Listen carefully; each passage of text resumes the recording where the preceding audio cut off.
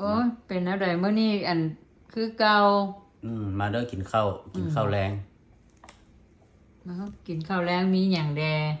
ตำตำมักแต แต ง ง แบบเก่าอันนี้เด้ วัว สมหมู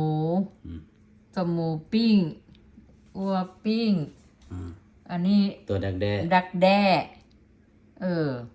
ข้าวเหนียว ข้าวเหนียวไม่ฮ้อน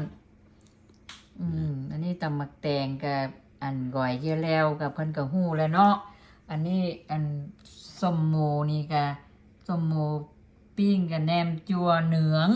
หู้แล้วบอกว่าน้ำแต่แม่กันอยากเฮียนน้ำน่ะอันนี้แม่นหยังใส่กรอกซอยเสร็จ ซอสเจ็ดอีหยังภาษาเวียดก็ว่าอันแม่นหยังโยยเจืองเหนืองอันนี้เด้ อันนี้ดักแด้นี่ภาษาเวียดห้องคนต่ำ โมเหรอย ะแม่นละเว้าเบิ่งก่อนต่ำหั่นน่ะ คนต บัดนี้แหละเจ้าสิได้ภาษาเวียดน่ะ ำมาเด้อนี่ จึงพาไปเมืองเวียดคันบ่ได้ภาษาเวียดนี่บ่ได้ไป จนได้คล่องแคล่วผู้ใดจึงพาไปน่ะ ใส่วัวแซ่บ เอา ๆ